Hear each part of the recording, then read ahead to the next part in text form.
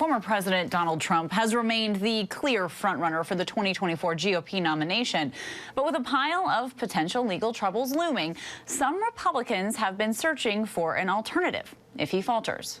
Enter Florida Governor Ron DeSantis, who has been making headlines in the Sunshine State as he prepares to launch his likely presidential campaign in the coming weeks.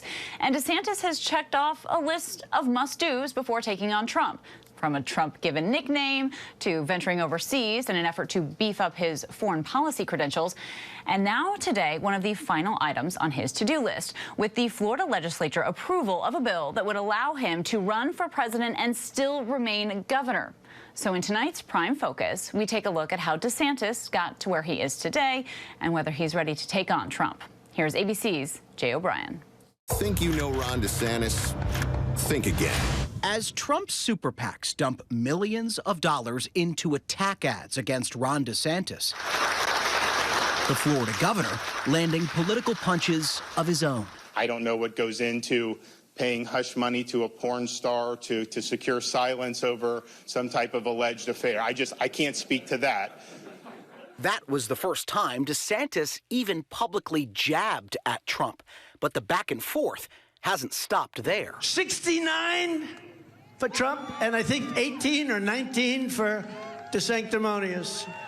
I mean, you can call me whatever you want. I mean, just as long as you also call me a winner, because that's what we've been able to do in Florida. It's DeSantis' newfound popularity in the Republican Party that's seemingly angering Trump, his old ally. Thank you very much. After his stunning 19-point margin of victory for re-election last November, Florida held the line. To some Republicans, DeSantis is a potential alternative to the former president in 2024. And he is already appearing to make that case, seemingly testing the waters for a presidential run, taking his book tour to key GOP primary states like New Hampshire and Iowa, touting his record in the Sunshine State, what he calls the Florida blueprint. I bring greetings from the free state of Florida. But who is Ron DeSantis? His rise to the political limelight began on the baseball diamond. DeSantis was a star player growing up, making it to the 1991 Little League World Series. He went on to play baseball for Yale, where he was a team captain, and then to Harvard Law School. After he enlisted in the Navy as a military lawyer, dispatched at one point to Guantanamo Bay and later to Iraq. Returning home to Florida, he made what DeSantis acknowledges is the most consequential decision of his life and political career, marrying local news anchor Casey Black in a ceremony at Disney World. We have 3 wonderful kids. She's a great mother. She's a great first lady. I mean, she's really the whole package. She is considered his closest advisor, even sources tell ABC News, interviewing his staff. It was Casey who was by her husband's side when he won a seat in Congress in 2012. There, he climbed the ranks of Republican politics, helping found the conservative House Freedom Caucus. We didn't really have evidence of a crime. Years later, making his name defending then-President Trump on Fox News. I'm dizzy with how Russia is handled by the Democrats. That caught the eye of Trump himself, who endorsed DeSantis' long-shot primary bid for Florida governor in 2018.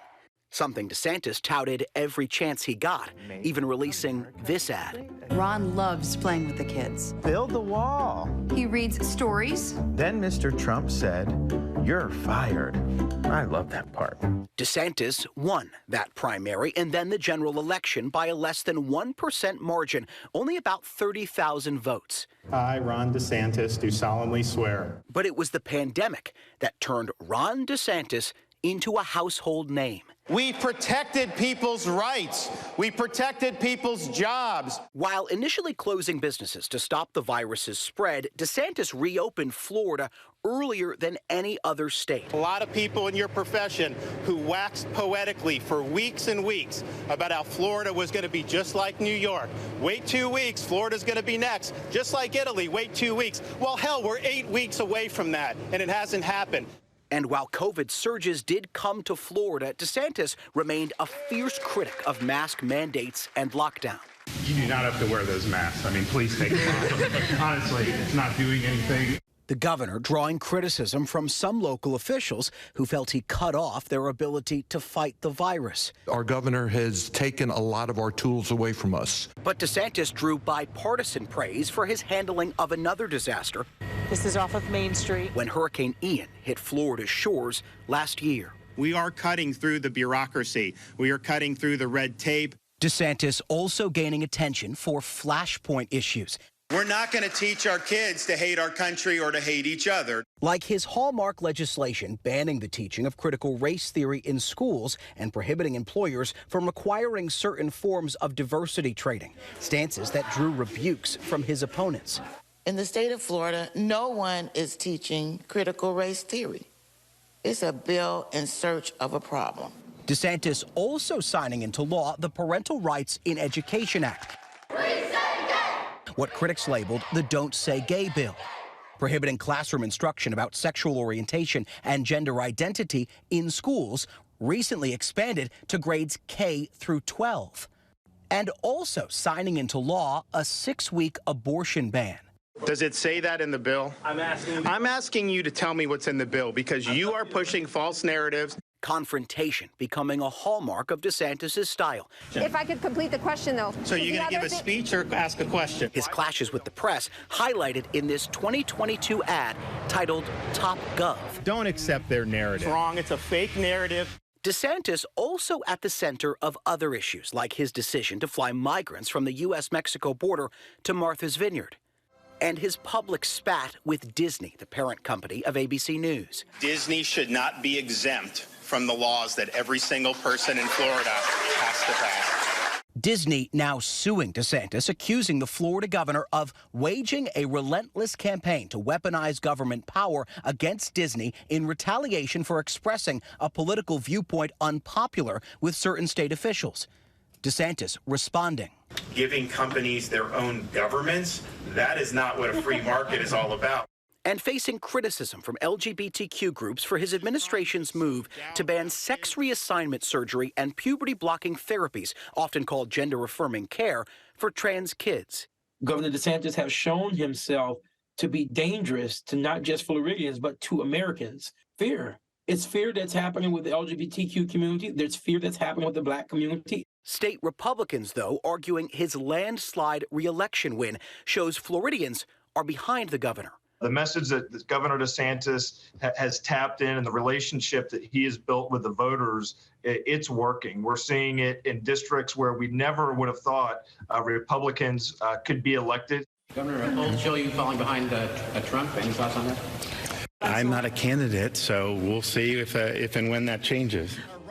Expected to launch his presidential bid in the coming weeks, the Florida governor now telling voters he's just getting started. I am very proud of what we have accomplished in the state of Florida, but I can tell you this, I have only begun to fight. Hi everyone, George Stephanopoulos here. Thanks for checking out the ABC News YouTube channel. If you'd like to get more videos, show highlights, and watch live event coverage, click on the right over here to subscribe to our channel, and don't forget to download the ABC News app for breaking news alerts. Thanks for watching.